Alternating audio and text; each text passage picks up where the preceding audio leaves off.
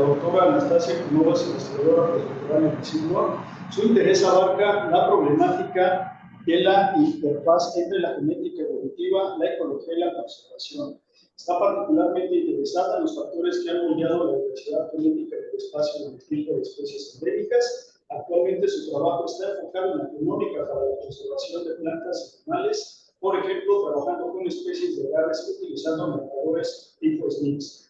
Trata de entender la historia de la domesticación de los agaves mezcaleros. También está interesada en trabajando en un proyecto para entender la historia demográfica de las especies de agaves endémicas de la península de Baja California.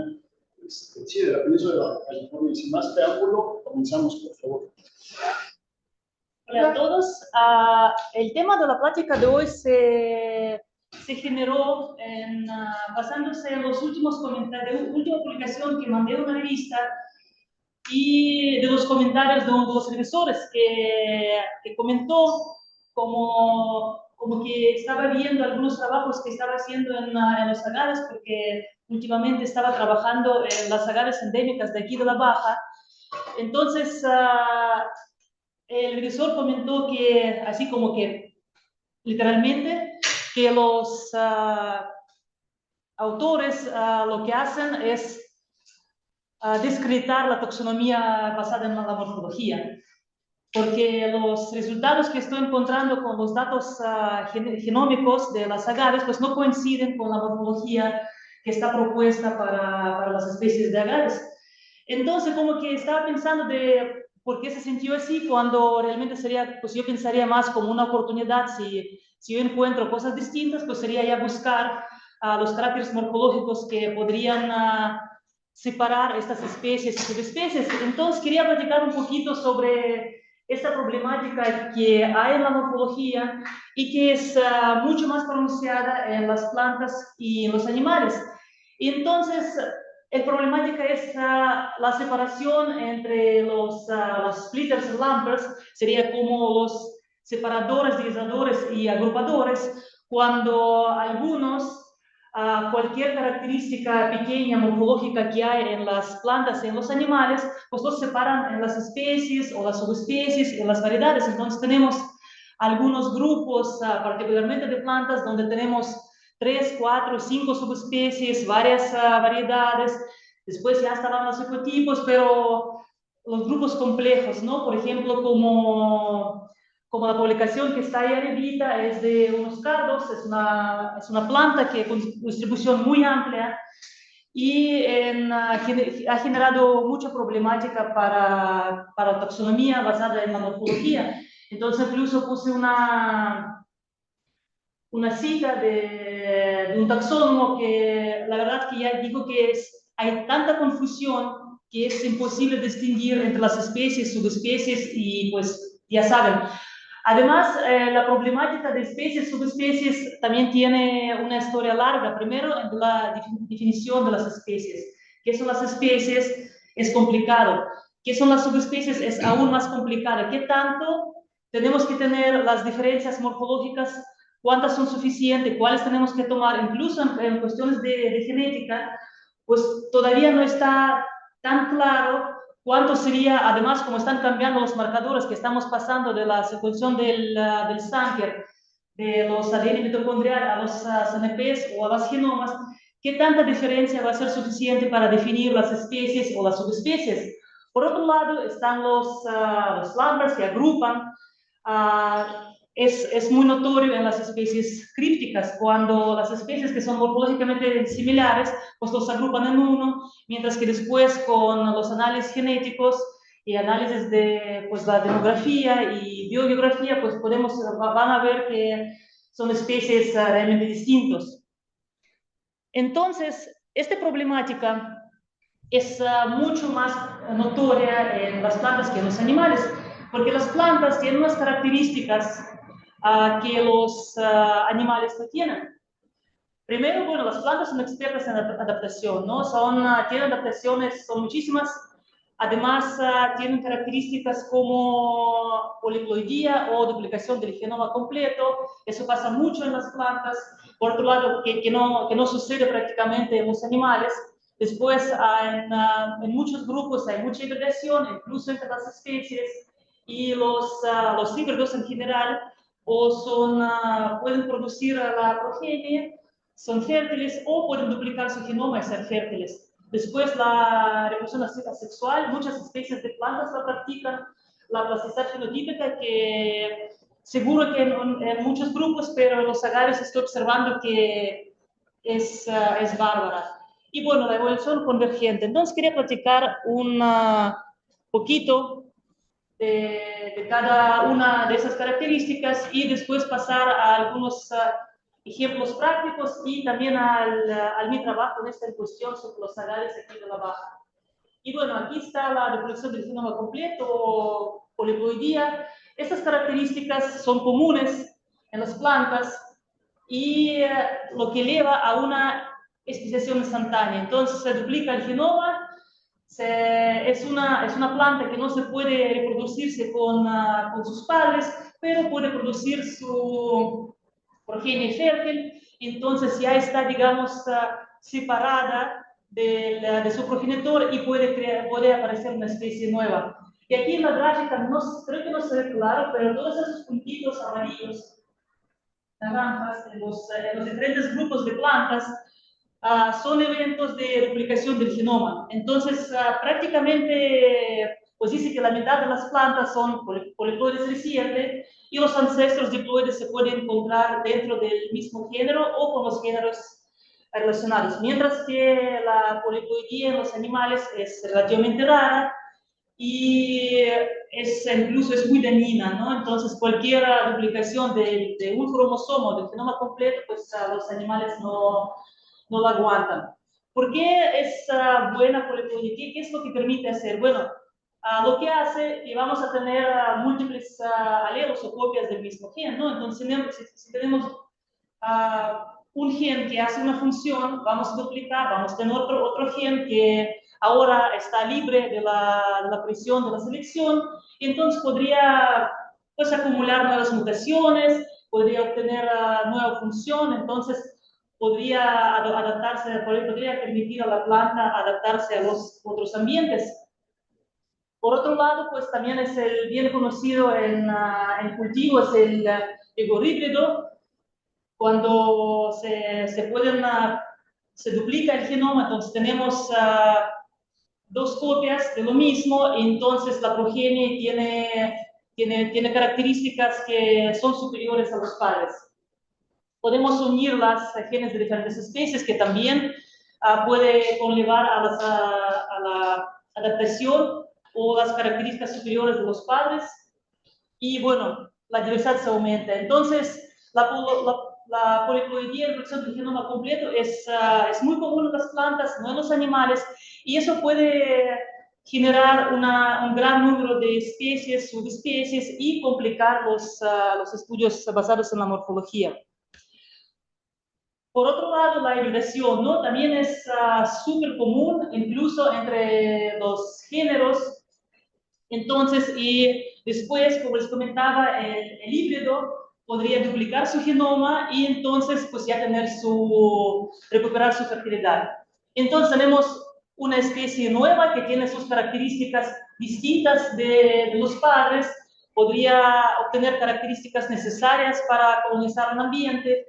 Y bueno, es como un ejemplo, son las plantas que introdujeron a Estados Unidos, y bueno, son 3 especies, y ahora de esas 3 especies pues ya tenemos 5, porque se hibridaron entre sí, produjeron los híbridos, y esos híbridos ahora están ampliamente distribuidos y pues ya están considerados realmente como una especie nueva. Entonces, la problemática con la morfología aquí que se describe, se tiene características distintas, el tamaño, tiempo de floración, el color, todas esas características que se usan para definir las especies o subespecies. Sin embargo, no pueden saber que es un híbrido o es difícilmente de saber, mientras que con datos genéticos, pues rápidamente y claramente vamos a poder ver la aportación del genomas de ambos progenitores.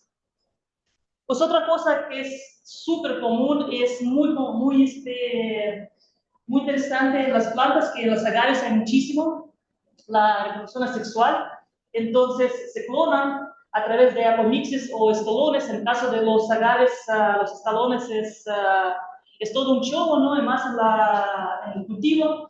Entonces, lo que se genera es un clon que morfológicamente parece a los padres, sin embargo, genéticamente son distintos, porque como las plantas no tienen separado la parte, digamos, la soma o la parte reproductiva, entonces las mutaciones que se adquiere la planta durante toda su vida, pues se pasan a la siguiente generación. Entonces, las clonas podrían ser genéticamente distintas y en general las clonas aparecen en los ambientes que son más difíciles, por ejemplo, pues más secos o donde hay más competencia, porque ya no ocupa el tiempo que ocupa la semilla, que se cae, las condiciones buenas, que se crezca. Aquí tienen una planta hecha y derecha y que es distinta de su progenitor. Entonces, permite la polinización más rápida que la reproducción sexual por la semilla. Entonces, puede favorecer algunas poblaciones. Esas poblaciones pueden tener una separación más rápida de otras poblaciones, así generando los ecotipos, después especies y las subespecies. Otro que es muy común en las plantas es la plasticidad fenotípica, ¿no? Que es una plasticidad extrema. Por ejemplo, no se ve tan bien en la imagen, pero es la misma especie y son un poquito distintas las condiciones de ella y su morfología es muy diferente, ¿no? Desde el tamaño, forma, color de la flor, tamaño, forma de la planta, incluso la temporada de floración. Y obviamente si la temporada de floración es distinta en estas plantas, pues van a llegar otro tipo de los polinizadores y eso va a permitir a las plantas a divergirse. Entonces, esto va a facilitar la colonización, la expansión también del nicho ecológico. Entonces, puede impulsar el aislamiento reproductivo por las cuestiones como, por ejemplo, la morfología floral y diferentes polinizadores. Entonces, todas esas características hacen que análisis morfológico, pues, taxonómico clásico, se hace muy complejo y llegamos a este tipo de problemas. Pues aquí más que nada no los agrupadores para las especies crípticas. Aquí lo que tenemos es que la misma especie o el grupo de especies relacionadas pues, están partidos en varias especies o en varias subespecies. Por ejemplo, es el caso de una planta de Turquía. Entonces, es una planta pues, que distribuye en las montañas, también en las regiones menos elevadas. Y entonces, al momento del estudio, tenían 5 subespecies en una variedad, ¿no? Y si pueden observar, realmente el área de distribución no está tan grande. Y en el mapa, en la izquierda, pueden observar todo tipo de morfología que hay, que es muy variable, ¿no? Y realmente no está tan ligado a una altura o una región geográfica, simplemente hay muchísima variedad morfológica dentro de esta especie. Entonces, con los estudios genómicos que hicieron con los SNPs, con el RADseq, entonces lo que encontraron que las diferencias que tiene esta planta en las hojas realmente es una plasticidad fenotípica y también una hibridación entre diferentes poblaciones. También encontraron que hay un montón de flujo genético pues que realmente está homogenizando esas poblaciones. Entonces lo que ellos proponen es una reducción de 6 grupos distintos de 5 subespecies, una variedad, a únicamente a 3 subespecies. Entonces, digamos, en este caso, a pesar de que las plantas ocupan distintas regiones ecológicos, unos que están en la altura, otros que están en los lugares más bajos, tienen mucha variación morfológica, pues realmente estas características, pues una plasticidad y genéticamente las plantas son muy parecidas. Entonces, lo que hacen pues, es reducir el número de subespecies. Y este podría ser importante, por ejemplo, en caso de la conservación, de aprovechamiento, pues también para clarificar, no tener un montón de subespecies, pues sino tener como que los datos que podrían separarlos de manera concreta. Y bueno, aquí en la baja es todo, pues, es todo un show, ¿no? Yo no sé decir de otras plantas, pero con agaves es muy interesante porque, pues, pues para comenzar, tenemos una gran heterogeneidad ambiental, ¿no? Tenemos las sierras que no están conectadas entre sí, tenemos muchos microambientes, tenemos cañones, tenemos los desiertos. Por otro lado, tenemos la influencia por la forma de la península, que es larga, pero es muy estrecha. Tenemos la influencia de los dos mares y en caso de muchas plantas es importante porque aunque no tenemos las lluvias, tenemos la influencia de la niebla que permite a muchas plantas persistir, ¿no? En la parte del Pacífico. Por otro lado, tenemos este aislamiento geográfico que ya tiene millones de años y que la verdad que el Golfo hace una barrera fuerte para las plantas y también una historia geológica compleja y que estaba cambiante porque hemos tenido pues la separación de la península, inundación de algunas partes, después teníamos toda la cuestión ecológica con el cambio del clima, expansiones, las reducciones de los climas más áridos, y pues con estos climas las especies de plantas estaban expandiéndose y reduciéndose. Entonces, toda esta complejidad ha generado una gran riqueza de flora, con muchísimas especies endémicas. Y en el caso de los agaves, hay como 23 taxones, 22 o 21 de ellos son endémicos aquí de la península, y de esos 23 taxones hay 15 especies, pues con sus respectivas varias subespecies, variedades, algunos tienen 3, 4 subespecies y variedades. Y bueno, como dije, la mayoría son endémicas y microendémicas. Es un mapa de un trabajo de 2015 del BetoStar. Es muy bueno porque ellos, si se aprecian los puntitos negros en el mapa, son todos puntos de ubicación de diferentes especies de agaves. Entonces, ellos hicieron la labor de recorrer toda la península, recolectar las plantas, describir la morfología y ir ajustando la taxonomía de las agaves. Entonces hicieron un labor impresionante en colectar, en hacer las fotografías. Entonces, realmente a mí me impresionó ese trabajo y todo lo que yo estaba haciendo con las agaves de acá pues, está basando en los datos de ellos. Entonces, ellos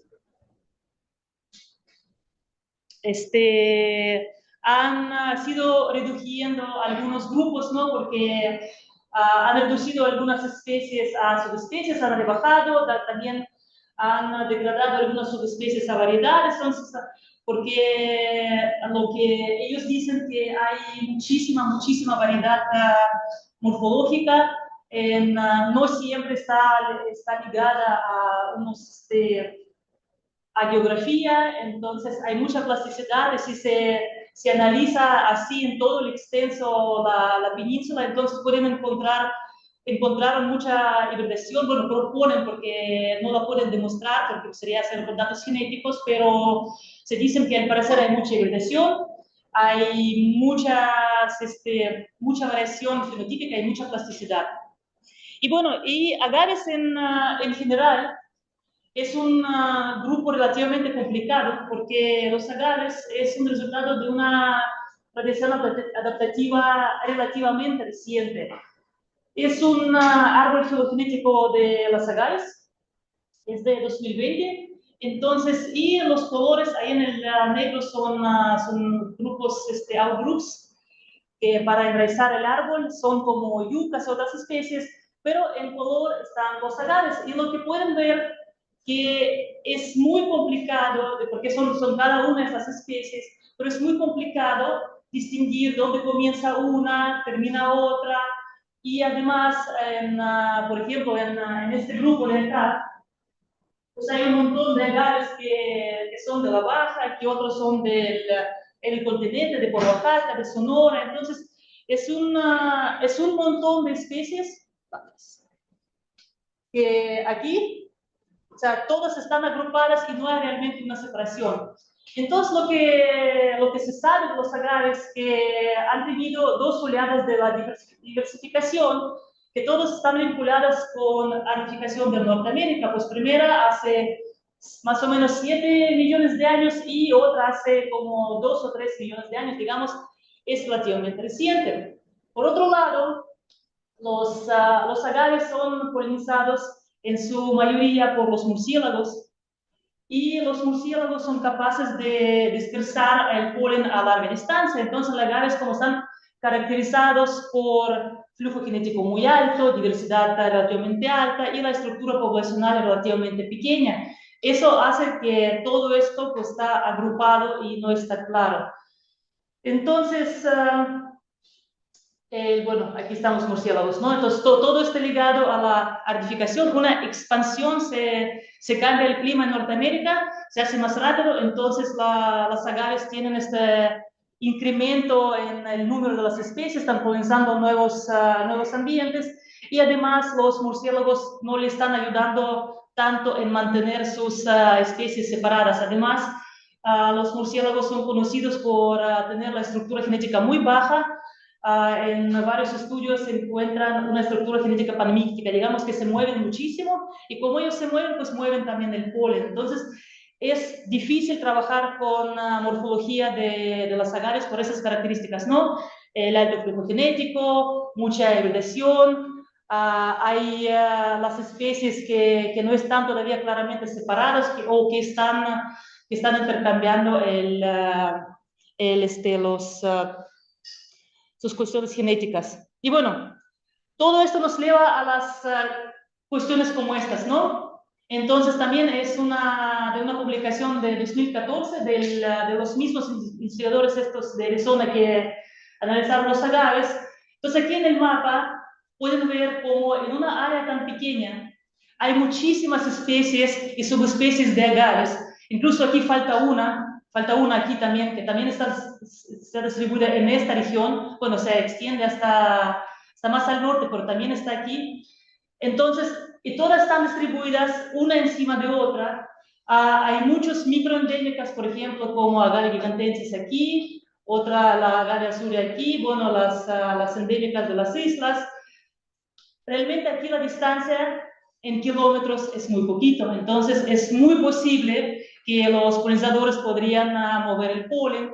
Además, las morfologías aquí son similares, incluso estos puntos que son en azul, lo que dicen que son Agaves canoense, que fue mal identificada como Agave sebastiana, que es aquí de la isla. Además, si sabemos la historia climática de la península, pues aquí en la última glaciación no había agua, entonces aquí estaba todo conectado, entonces realmente las plantas podrían intercambiar su material genético, sería mucho más fácil, incluso con los polinizadores como no son los murciélagos.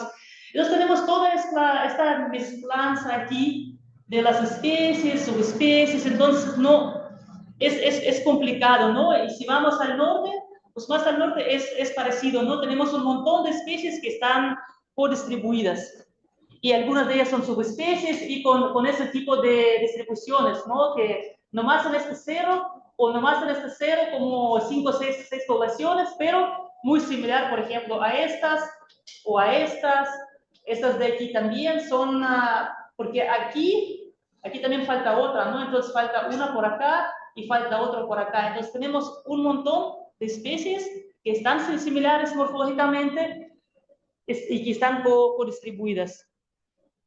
Y bueno, yo les quería platicar sobre dos casos, porque ahí voy trabajando poco a poco en las especies de agaves aquí de la Baja, y el enfoque ahora es el sobre agave cerulata y agave sobria.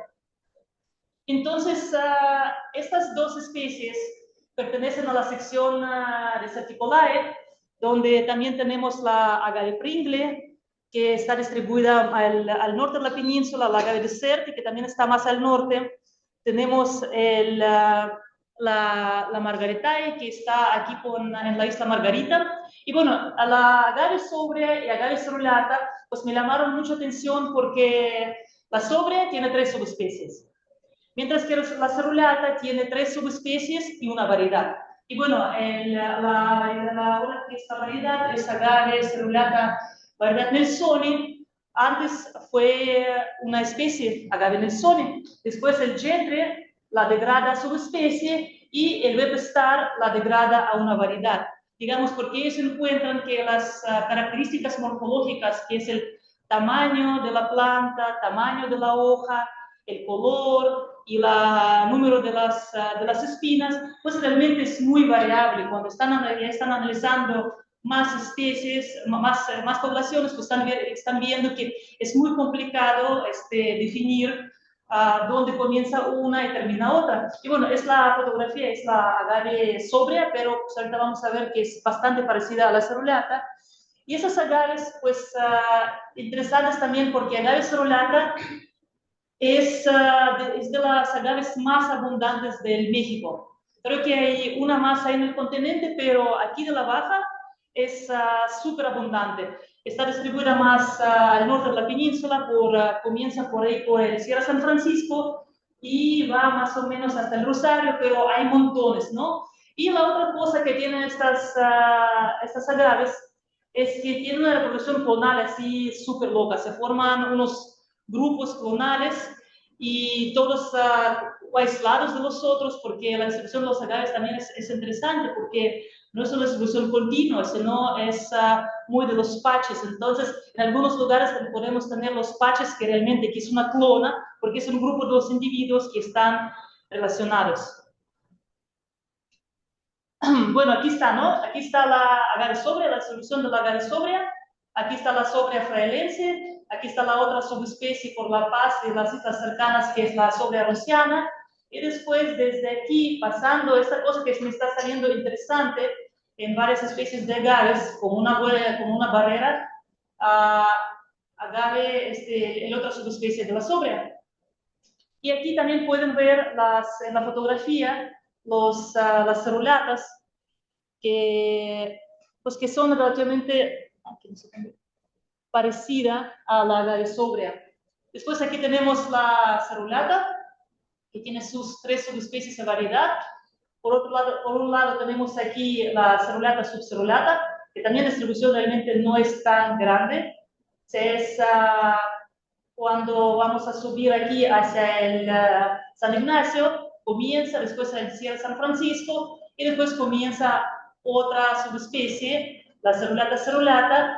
Hay una subespecie que está distribuida en la isla, que no la he incluido, y morfológicamente a mí me hace parecer más a las agaves del Sonora, pero es un poquito complicado para llegar a esta isla. Y después tenemos la última, que es la otra variedad, que es la Nelsoni. Entonces, yo comencé a trabajar con la sobria y utilicé algunas poblaciones de la cerulata como un grupo externo para hacer un arbolito simple para ver pues qué es lo que va a pasar. Bueno, el arbolito simple con grupo externo no funcionó porque aquí está la cerulata, que es la distribución más sureña. Todas estas son sobrias y bueno, al final de cuentas tuve que usar otra especie, la agave aurea, para grupo externo, ¿no? Para enraizar el árbol y ver las relaciones. Entonces, si nosotros teníamos aquí 3 subespecies, más una especie que está como por acá, que es la agave cerulata, que está aquí, pues realmente no estamos observando lo que se propone en la morfología, ¿no? O sea, básicamente tenemos 2 grupos con un soporte extremadamente bajo, que realmente no es un soporte real, no son 27%. Y lo que vemos que la agave cerulata pues está dentro de las sobrias. Sí hay un soporte más aquí para estas, las más sureñas, más aisladas, pero básicamente también están con el grupo de las agaves sobrias, pues de aquí, de la distribución, digamos, del centro. Entonces, como que por ella vi que, bueno, la cerulata pues está rara, como que no parece una especie distinta, y hay algo pues también aquí en las agaves sobrias del sur del centro. La siguiente es, pues, agarré ahora la pura cerulata. Entonces, aquí tenemos la subcerulata, en azul tenemos la cerulata y aquí la Nelsoni, y que los colores esta va a corresponder a esta, a la verde, y esta a la roja. Entonces, otra vez, no tenemos una separación de estos tres grupos claros, más bien tenemos separación de dos grupos que pues tienen un soporte más o menos, pero después aquí pues ya todo está extraño, con soporte muy bajo, incluso por la sugerencia de los revisores, el árbol que tenía en la publicación, pues tuve que retirarlo porque la verdad con los soportes bajos me dijeron que no, pues mejor hacer cuestiones de las poblaciones y no ya ir a las especies, subespecies, porque al parecer no hay. Y como los árboles pues son para grupos pues, que están así como bifurcados, separados, no sirve tanto para esos grupos que tienen mucho flujo genético y tiene al parecer las hibridaciones. Y entonces básicamente tenemos este grupo que es más o menos como que por acá, después este grupo que es por acá, teniendo en cuenta que estas agaves por acá de cerulata pues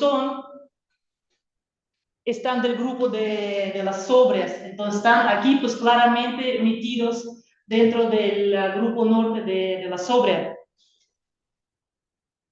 Entonces, pues, ¿qué quiere decir esto? Pues que al parecer sí hay muchísimo flujo genético, hay muchísima, bueno, encontré sí que hay flujo genético, hay mucha hibridación, hay mucho movimiento del polen de material genético, y las características que se han utilizado para determinar las especies, las subespecies, pues no son de todo bueno. Además, si vemos es para cerulata, es lo mismo para el sobria, es la cerulata. No se aprecia bien en la foto, pero la verdad, pues sí son distintas, y más si vamos a agarrar la sobria fraelense que está distribuida en la región del Cabo y vamos a ir después al Rosario, que es más alto, más frío, el clima es otro, pues sí van a ser distintas, pero cuando uno hace colectas poblacionales, a mí en particular me gusta hacer colectas del tipo poblacional. Yo colecto pocos individuos, pero muchas poblaciones. Entonces, cuando uno va en el carro y cada 30, 50 kilómetros se para hacer las fotografías y tomar las muestras, se ve cómo brutalmente se van cambiando. Y hay algunas regiones donde se puede observar los distintos morfotipos de estas especies. Entonces, lo que se encuentra, pues, ese tipo de patrones, ¿no? Donde tenemos claramente la mezclanza entre los grupos, como también aquí, en estos, y lo que podemos observar, ese tipo de patrones en el PCA. Aquí las muestras están coloreadas por las subespecies, y también esta distribución va del sur hacia el norte. Aquí también, eso es el más sur, eso es más norte. Entonces lo que tenemos es un aislamiento por distancia, que es una cuestión de evolución neutral, ¿no? Donde los individuos que están más cercanos tienen más probabilidad de reproducirse entre sí que los individuos que son más lejanos, y así entre más lejos se hace más distinto. Sin embargo, pues claro, tenemos algunos grupos como estos, ¿no? En este caso, la sobria fraelense, que sí ha demostrado ser distinta, también aquí en el arbolito, también aquí en el admixture. Y bueno, cuando pues se hace un FST, que es un índice de diferenciación entre el sistema genético, pues es relativamente bajo. Sin embargo, cuando ya va a buscar pues, la ventaja de los marcadores tipo NPs, que podemos analizar los marcadores involucrados en la selección, entonces vamos a buscar nuestros outliers, ese grupo sí hace distinto. Entonces, básicamente, en la conclusión que se podría decir que aquí difícilmente se ven las subespecies, pues excepto para esta, ¿no? Aquí, pues como que podría ser algo de esto y esto, recordando que estas naranjas, pues esas son estas azules acá. Son estas naranjas de acá, son azules de acá. Entonces, podríamos tener, al analizar las dos juntas, que ahora pues hay que hacer por todos los críticas y comentarios que he recibido en la última publicación, pues hay que juntar las dos y probablemente este PCA se va a prolongar hacia el más arriba, pues mostrando el aislamiento por distancia, ¿no? Que también fue súper evidente para la sobria y para cerulata, ¿no? Con esos valores bárbaros, con una alta significancia que pues tenemos entre más lejos o más distintos. Y por otro lado, como les comentaba, si hay flujo genético, pues efectivamente aquí está el flujo genético. Entonces aquí de este grupo, pues van los migrantes a los otros grupos. Este grupo es la sobria del norte, que está mandando migrantes a la cerulata y está mandando migrantes a esta otra subespecie de la sobria, y esta, digamos, es la misma subespecie, pero ustedes salieron que son un poquito distintas, ¿no? Porque parecen, estas dos parecen más entre sí que estas dos. Entonces aquí quería concluir que realmente en caso de las plantas, por todas las características que hay, y más en algunos grupos como agaves que tienen una lesión adaptativa relativamente reciente, pues la morfología se le está fallando y los datos genómicos podrían apoyar a delinear bien los límites geográficos, el número de subespecies, número de especies, subespecies, variedades, etc. Entonces, pues la plasticidad no detecta, mientras que si unimos, pues sí ya podemos detectar. Lo mismo con la convergencia, con las especies trípticas, hibridación, pues a veces con morfología se puede detectar si tenemos la morfología clara intermedia, mientras que con genómica pues siempre vamos a detectar, ¿no? Porque vamos a encontrar lo que vimos en los gráficos de Mitchell, que algunos individuos es una mezcla genética de los dos. Y bueno, aquí además el resultado es comprobable y repetible, mientras aquí es un poquito pues inestable, ¿no? Porque aunque en el caso de las plantas se eleva al herbario el material, pues es complicado porque se seca, se pierde el color, se pierde la forma, se pierde el tamaño, mientras que en el campo, con toda esta variación que hay, pues también es difícil. Y bueno, ¿por qué esta problemática va a seguir? Bueno, porque es una continua, ¿no? Porque la evolución es un proceso. Si fuera que el Dios Santo Todopoderoso fuera a mandar a las especies, a hacer las especies, pues podríamos claramente distinguirlas. Mientras que tenemos un proceso evolutivo que las poblaciones se mezclan, se separan, está el contacto secundario, después pasa algo que tiene que disminuir sus números poblacionales y esconderse en los refugios, después cambia el clima, ahora tenemos la expansión, las poblaciones que antes estaban sin contacto están en contacto, están colonizando y más con todo este movimiento de la gente que llevan las poblaciones, especies por allá y por acá, pues tenemos toda esta problemática, ¿no? Y más reflexión de genoma, hibridación, todo el proceso de las plantas. Entonces, pues se va a seguir. Y otra cosa, como les comentaba, pues sigue siendo complicado para mí incluso tanto en trabajar con los agaves, decir, bueno, o sea, ¿cuánto es suficiente para que esta sea una subespecie, o que esta sea una variedad, o que esta sea un ecotipo? Es como con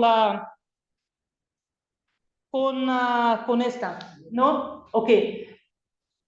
Parece que no hay flujo genético, geográficamente también es aislada, pues la separación neutral, pues sí, más o menos hay, pero ¿qué será? ¿Será subespecie? ¿Será un ecotipo? ¿Será una especie ya distinta? Porque como trabajo con otras plantas, pues hay una separación, por ejemplo, las palmas mucho más pronunciada y no son subespecies. Entonces, ¿en base de qué sería como decidir? Sería entonces agregar aquí los datos morfológicos que serían muy importantes para que encuentren ahora las características que las separan. Y bueno, los agradezco. Y aquí pues está el otro caso, ¿no? Con esta flor grande. Es la agave aurea. También es todo un problema porque aunque está distribuida desde la región del Cabo hasta más o menos ahí por el Mulegé, aquí en la región del Cabo hay 3 subespecies y ha sido súper complicado de separar si realmente son subespecies o no son subespecies, porque pues sí hay mucho flujo genético y la diferencia es muy pequeña. Entonces, pues ahí vamos, ¿no? Poco a poquito, tratando de pues entender mejor, ¿no? Qué es lo que pasa con esas agaves. Gracias.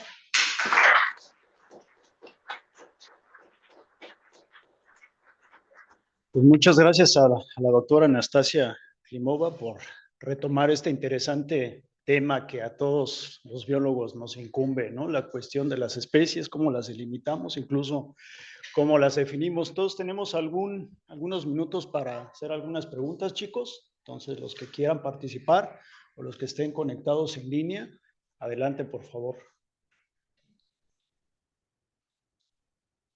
No sean tímidos, ¿eh? No quiero estudiar las agaves. Sí, les dio miedo tanta hibridación. Alguien que esté conectado en línea, si quiere comentar algo, adelante, por favor. Bueno, muchas gracias, Klimova, por la presentación. Realmente es un tema súper controversial y bien interesante, y pues las plantas no dejan de asombrar pues a los biólogos, porque si hay complejidad en los animales, las plantas pues se los llevan de calle, ¿no? Bueno, más que tratar de buscar acá diferentes especies o grupos taxonómicos, como es la costumbre de los biólogos encasillar en categorías, yo mencionaste algo muy interesante de la poliploidía y la reproducción asexual, cómo estos ayudan a como acelerar el proceso adaptativo de estas especies.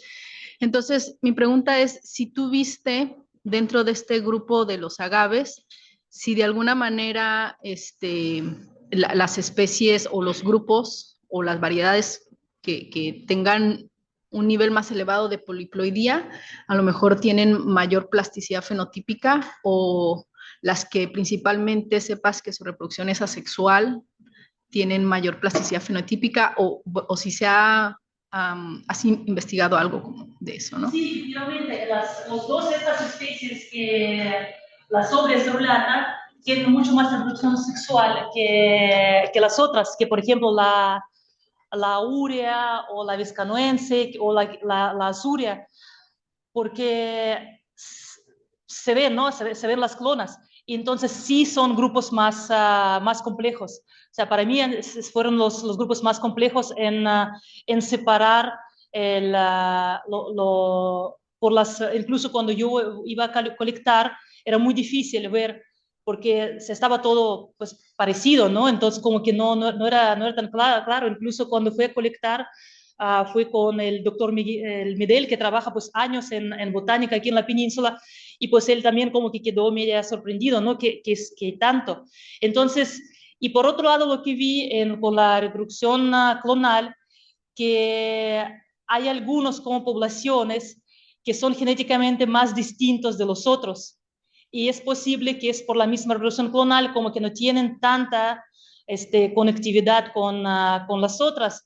Además, ahí hay un punto interesante, que los polinizadores, que bueno, aquí también todo es una cuestión de si son o no son los murciélagos, pues como que sí son, pero los murciélagos no llevan hasta el norte de la península, llegan como más o menos hacia el centro.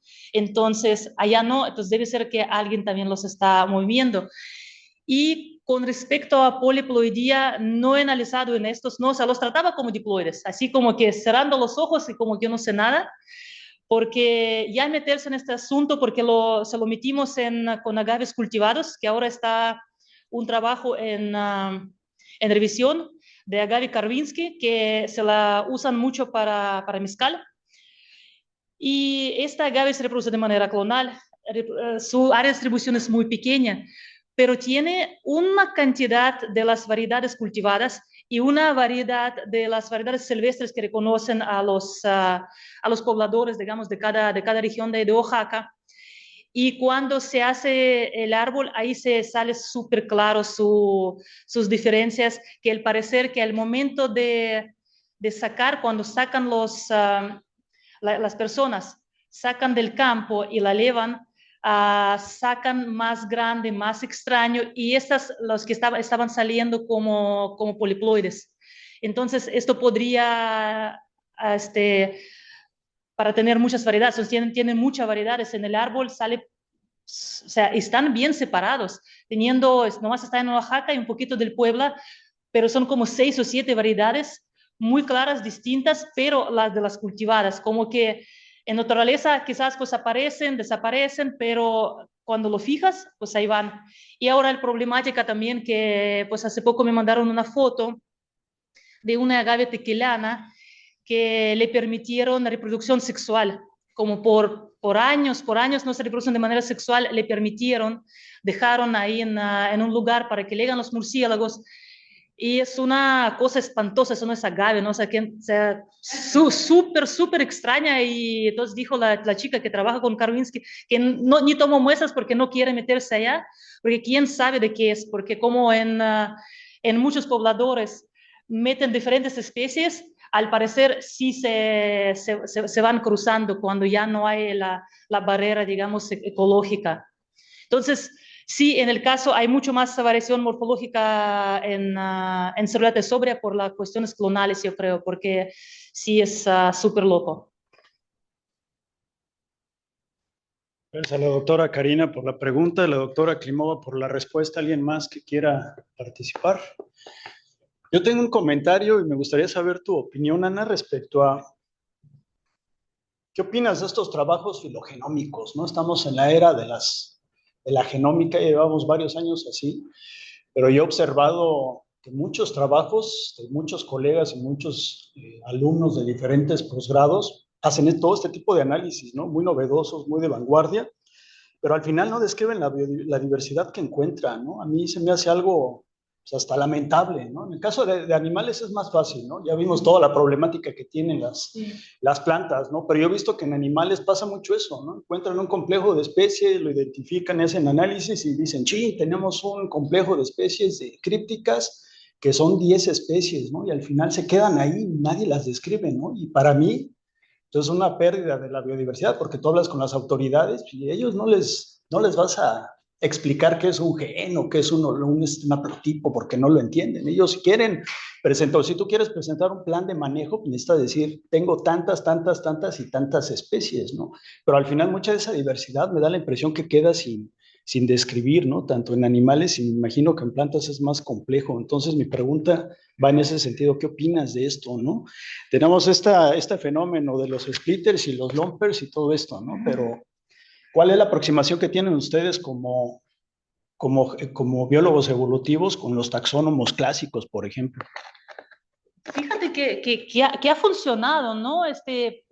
Yo creo que es el cuestión de insistir, pero insistir mucho, porque pues uno tiene que dar la herramienta, ¿no? O yo, por ejemplo, digo, yo no veo separación aquí entre esta especie, dentro de esa especie de agave, pero veo separación aquí. Entonces, digamos, claro, también esta problemática que hay muy pocos taxónomos, ¿no? Ya no se genera tanto.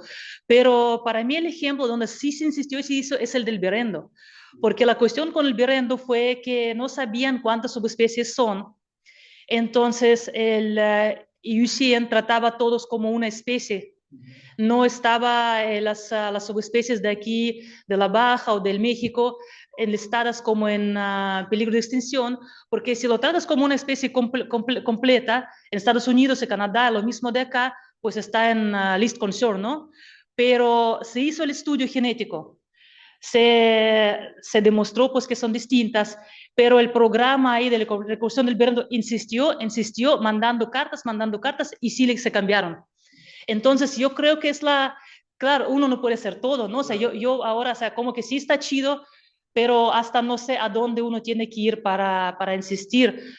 Pues, ¿quién tiene que definir cuántas? También creo que con las palmas del Washington en que yo trabajé, después trabajó un grupo de Estados Unidos, históricamente había 2 especies. Después se hizo estudios con CNPs y bueno, hicieron estudio morfológico muy así, súper reciente, muy dedicado, toda la península, y no encontraron diferencia. Encontraron clinal, ¿no? Que van más delgadas, más gordas, más gordas, más gordas. No encontraron. Con CNPs sí encontraron. Entonces encontré yo y encontraron ellos. Los resultados fueron muy parecidos. Primero que se movió la separación geográfica, dónde comienza una, dónde termina otra. Y también habían unas pocas poblaciones en Sonora que estaban consideradas como Washingtonia robusta, la que del sur. Entonces, pero genéticamente sale muy distinta. Entonces, con los trabajos que se hizo con los NPs, ahora están considerados la de Sonora como una subespecie y de aquí también son como dos subespecies. No son especies, son dos subespecies, pero por separación ya genética, pues ¿dónde se separó genéticamente? Digamos, sí se puede, pero como que hay que darle seguimiento, ¿no? Como que a veces uno hace y pues ya tiene que hacer otro trabajo, pues yo la verdad nunca lo he hecho. De Las Palmas, yo creo que fue el grupo de Estados Unidos que insistió en el cambio y sí se hizo el cambio. Son 3 subespecies ahora en vez de dos especies. Entonces, igual con el berendo, como que sí se puede, pero hay que dedicarse pues a esto, ¿no? Te dedicas a las palmas, pues ya voy haciendo mis palmas. Entonces, pero sí es complicado, ¿no? Las autoridades sí son difíciles. Por eso es más bonito trabajar con animales. Gracias a la doctora. Sí, no va en ese sentido la pregunta, ¿no? Para cuestión de toma de decisiones, ¿no? Porque yo siempre he pensado en biología, nada tiene sentido si no está identificado y nombrado, ¿no? Entonces, a partir de que tú asignas un nombre, pues sobre todo la parte de la conservación, ¿no? Que uno cuando va a hacer un programa de conservación, pues tienes tu listita de número de especies, no de tantos haplotipos, ¿no? Que eso para nuestras autoridades, pues, ni idea, ¿no? Entonces sí, creo que hay mucho trabajo y como bien dices tú, pues no hay tiempo para hacer todo, ¿no? ¿Alguien más que quiera participar, chicos? Adelante. Sobre las agaves, ¿no? Yo lo encontré el momento de sacar permisos para colecta.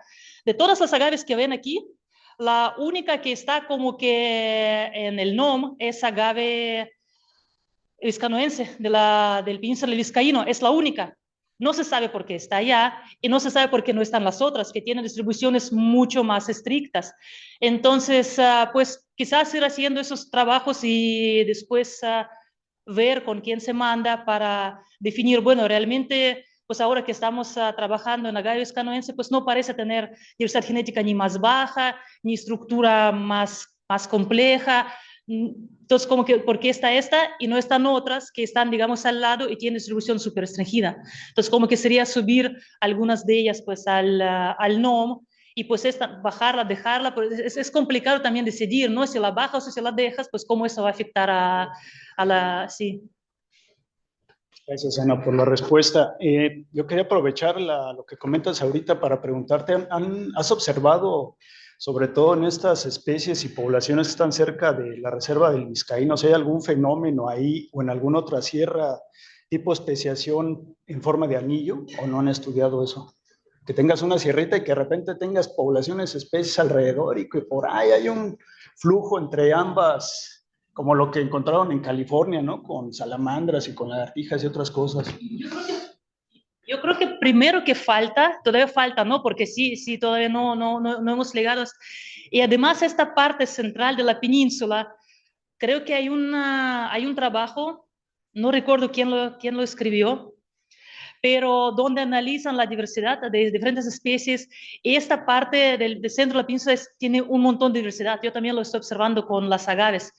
O sea, yo ahora tengo varias muestras pues para seguir, pero pues estoy atascada con esas especies, subespecies y ver y como aquí estás, ¿no? Sí, ahí está Miriam que trabaja con agave, que les va a presentar con agave vizcanoense. También es un show, ¿no? De explicar lo que ella está encontrando. Parece hibridaciones, pero quién sabe con quién. Para eso sería colectar todo y pues es complejo, caro y más las islas, ¿no? Que son más complicadas para colectar.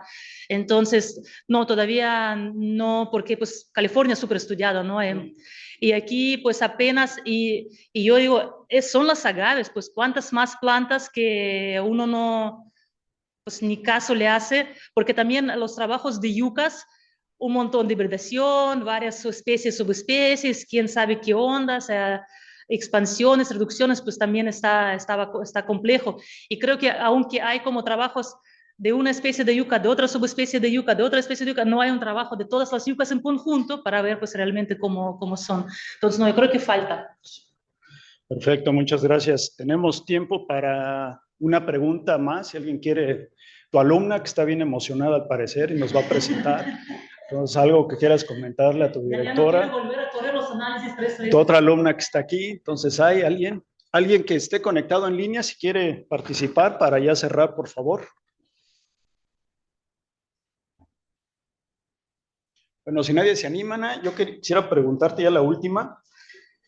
¿Qué relación o qué otros tipos de polinizadores hay, sobre todo en especies pequeñas que yo vi que están como muy, muy localizadas, ¿no? Que a lo mejor no es por murciélagos ni por aves. ¿Hay algo, creo que tú ya lo has estudiado de alguna manera, en cuestión de artrópodos como polinizadores? ¿Qué se sabe?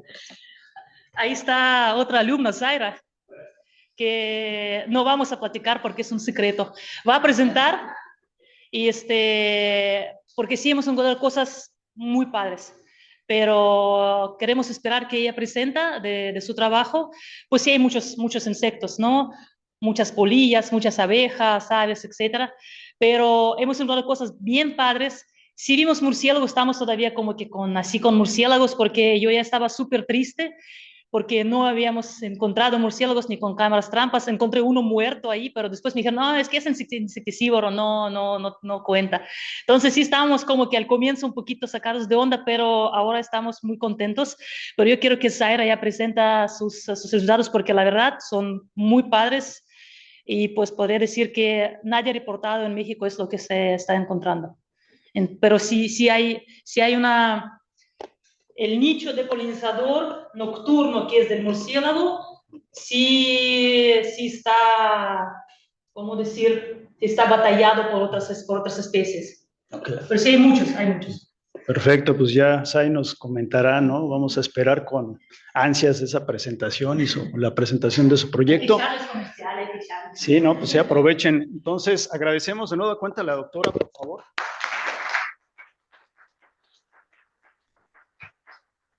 ¿Algo más que quieras agregar, Ana, antes de terminar? No, pues todo. Gracias a todos por venir. Perfecto, pues con esto terminamos nuestro seminario del día de hoy. Dentro de 8 días vamos a tener a uno de nuestros estudiantes, Abraham Sánchez Romero, el orgullo del herbario, presentándonos su predefensa de proyecto. Entonces nos vemos dentro de 8 días, por favor. Con esto terminamos nuestro seminario. Que tengan excelente viernes y fin de semana a todos. Gracias.